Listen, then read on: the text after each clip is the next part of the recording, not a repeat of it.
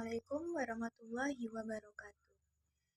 Alhamdulillahirrabbilalamin. Wassalatu wassalamu ala asrofil anbiya'i wal mursalin wa ala alihi wa ashabihi wa man tabi'ahum bi ihsani ila yaumiddin amma ba'd.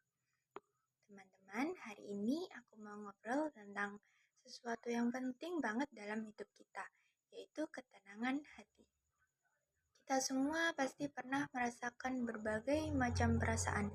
Ada yang senang, sedih, gelisah, bahkan takut. Nah, dari semua itu, ketenangan hati itu sebenarnya adalah hal yang paling kita butuhkan supaya hidup kita terasa ringan dan bahagia. Mungkin kalian pernah bertanya, kenapa ya aku sudah punya banyak hal, tapi tetap nggak tenang hati aku? Atau pernah nggak merasa capek, gelisah, tapi nggak tahu kenapa? Aku juga pernah kok ngerasain hal itu.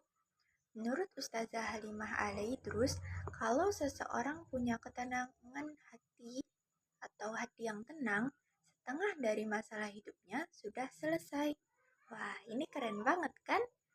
Tapi kalau hati gelisah dan sempit, apapun kondisi kita, kaya, miskin, pintar, atau tidak, hidup akan terasa berat dan penuh beban.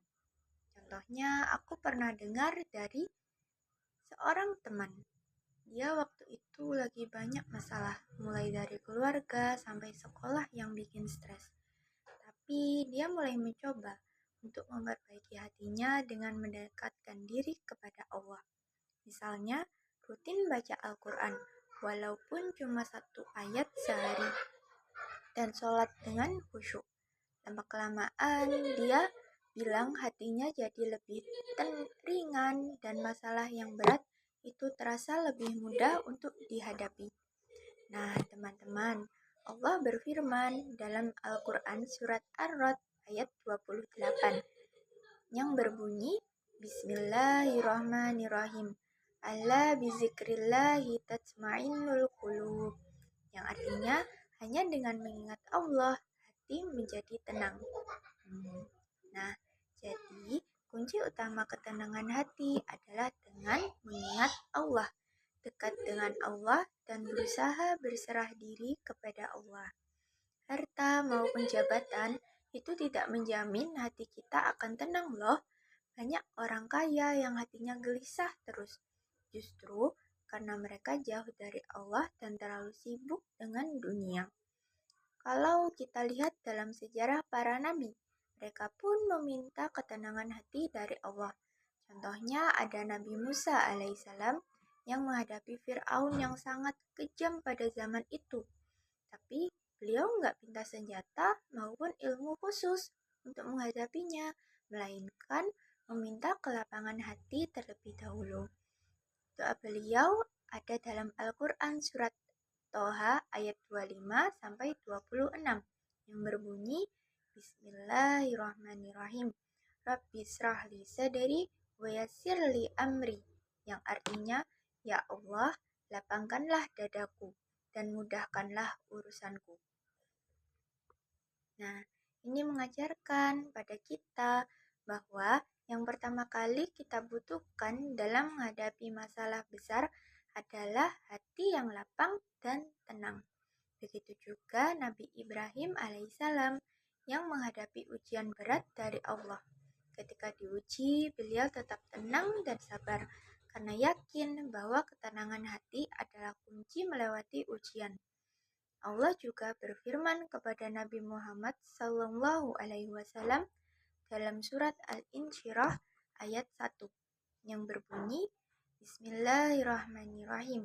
Alam nashrah laka sadrak, yang artinya, bukankah kami telah melapangkan dadamu, wahai Muhammad? Ini menunjukkan bahwa kelapangan dan ketenangan hati adalah nikmat terbesar yang Allah berikan kepada kita. Nikmat yang kadang kita lupa untuk syukuri. Sekarang aku mau tanya nih, teman-teman pernah nggak merasakan gelisah tanpa alasan yang jelas? Mungkin pernah ya, itu hal yang sangat manusiawi kok. Kadang kita gelisah karena masalah kecil yang terasa besar atau bahkan tanpa alasan yang jelas. Kalau kalian pernah, jangan khawatir, itu normal. Tapi jangan sampai membuat hati kita semakin sempit. Kalau hati kita sudah sempit, segala sesuatu jadi terasa berat dan sulit. Jadi, bagaimana caranya agar hati kita tetap tenang dan lapang? Yang pertama, kita bisa mulai dengan hal kecil seperti berzikir, yaitu mengingat Allah. Misalnya, mengucapkan la haula wa la quwata illa billah setiap kali kita merasakan kegelisahan. Kalimat ini artinya tidak ada daya dan kekuatan kecuali dari Allah. Ini membantu kita sadar bahwa segala sesuatu ada di tangan Allah. Kita tidak perlu khawatir berlebihan. Cara kedua, yaitu perbanyak membaca Al-Quran, walaupun sedikit. Bahkan satu ayat sehari pun itu sudah sangat baik untuk menenangkan hati kita. Cara yang ketiga, yaitu jangan lupa untuk selalu berdoa dan meminta ketenangan hati kepada Allah. Seperti para nabi, kita juga harus belajar berdoa dengan tulus. Bukan hanya meminta materi maupun jabatan, tapi meminta kelapangan hati dan ketenangan jiwa. Lalu cara keempat, yaitu bersyukur atas segala nikmat yang telah Allah berikan kepada kita. Kadang kita merasa gelisah karena terlalu fokus pada kekurangan yang kita punya. Padahal kalau kita lihat sekeliling, Allah sudah memberi kita banyak sekali nikmat yang harus kita syukuri. Aku juga pernah belajar bahwa ketika kita berbagi kepada orang lain, misal membantu teman yang sedang kesulitan, hati kita juga akan menjadi lebih lapang dan tenang. Karena kebahagiaan itu bukan hanya didapat dari apa yang kita punya, tapi juga dari memberi dan peduli kepada orang lain. Nah, teman-teman, kalau hati sudah tenang, kita akan lebih mudah menghadapi hidup. Masalah besar pun akan terasa lebih ringan kalau kita punya ketenangan hati. Dan ketika hati tenang, kita juga jadi lebih dekat dengan Allah dan juga semakin bersyukur. Jadi, intinya adalah mari kita jaga hati supaya selalu dekat dengan Allah.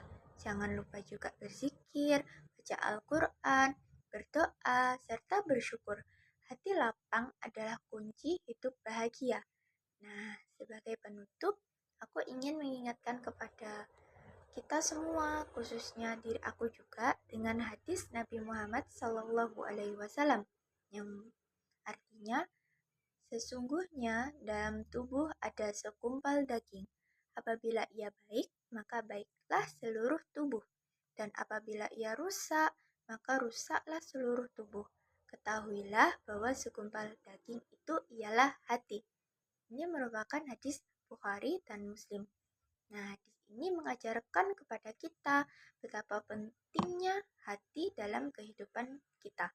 Semoga kita selalu diberi hati yang tenang dan lapang oleh Allah Subhanahu wa Ta'ala. Amin.